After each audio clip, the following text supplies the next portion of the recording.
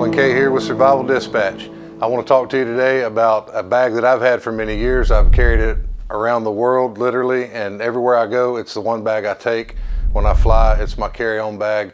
Obviously I take some of the sharp things out before I use it as a carry-on, but I've carried this bag everywhere. I really love it. It's the Maxpedition Monsoon Gearslinger. Really rugged, well built, as all of the Maxpedition stuff is. I'll let you see what the rear view looks like. Not a huge bag, and that's one of the things with bug out bags. They tend to get a little too big. So this bag is set up for southeastern U.S. where I live, and it's set up for this time of year, which is summertime. So everything that's in there is geared toward that. And when I travel, if I'm going to a desert, obviously it looks different, and in the wintertime it looks even more different. I add a few layers of clothing, balaclavas, stuff like that. One feature I love about it is you can turn it around if you get onto a cab or a subway and sit down, and you don't have to take your bag off, and you can access items in it without removing the bag from your body. Another feature that I really like is the buckle here has a quick release, so that if you need to scuttle the bag, like if it's time to fight or move, you can get that thing off of you really quick. So that's a nice feature. So we'll get on into the bag here. One of our first and most pressing needs is usually water. And here I've got just a basic Klean canteen. It's full of water. I think I paid $20 for that. The cap dummy corded on because I don't want to lose it. Inside of here I have a stainless steel cup purchased at Walmart for $5. Gives me the ability to do a little bit of cooking in there if I need to. On the outside I keep a rain jacket so that I can access it quickly. This one is really lightweight, made by Tru-Spec. And it's a black color, you know, something that if I'm in an urban area, it doesn't stand out. It's not overly tactical, nor is the bag, aside from the MOLLE. Wouldn't be out of place in an airport or a college campus or anything like that. You know, it doesn't stand out. So this section opens and you can attach different items there and then secure it. Right on the outside for quick access, I keep a tourniquet there, because when I need a tourniquet, I'm probably going to need it really quick. On the side compartment here, I keep maps and compasses, so that that's a wrist compass.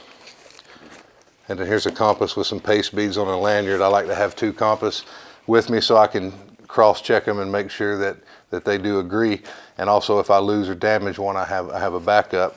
I won't bore you with the maps, but they're pretty much all weatherproof maps of my area of the southeastern U.S., both road and topographic, that would aid me in getting to and from different places.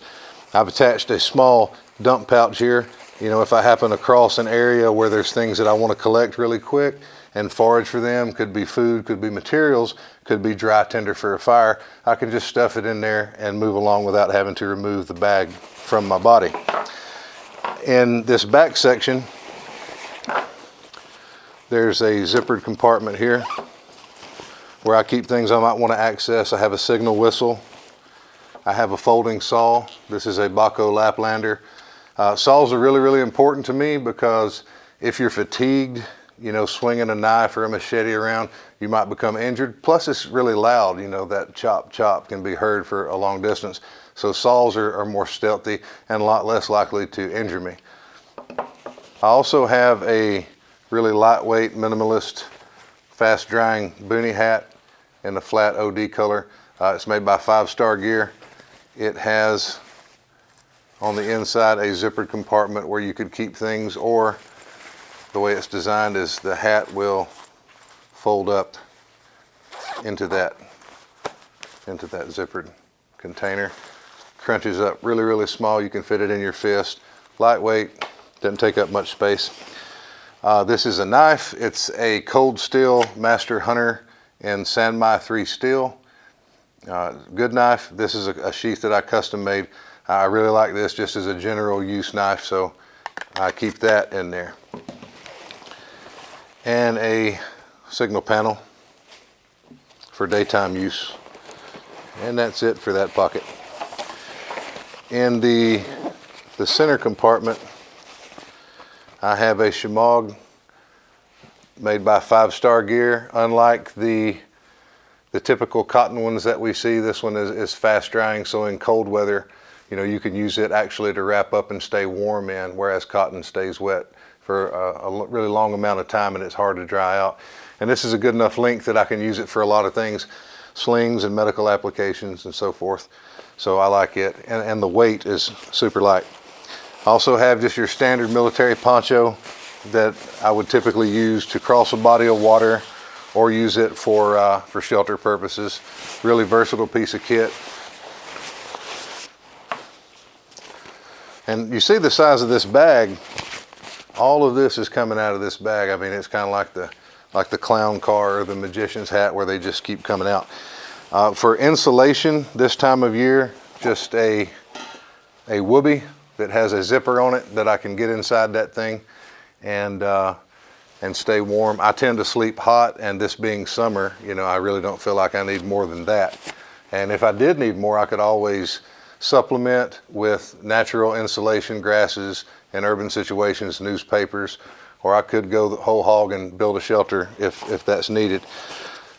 This is the Snug Pack Stasha. It's another shelter option, or used in conjunction with the whoopee. I can use this as a windproof, waterproof layer. It has some cord in there with it where you can truss it up as a shelter. It has buttons around the edges. The dimensions of it are, I'm 6'6", and this thing is probably around 7 or better in length. So when you button it together, as I have it configured now, that's basically a bivy bag that I can crawl in and have a windproof, waterproof barrier for my body, and so many other uses for that. Really, really lightweight, doesn't take up much room, so I like to carry this along. If I make a poncho for the shelter for a roof, then I will encapsulate the whoopee inside of this. And then of course the clothing that I wear, that's yet another layer that I can stay warm with.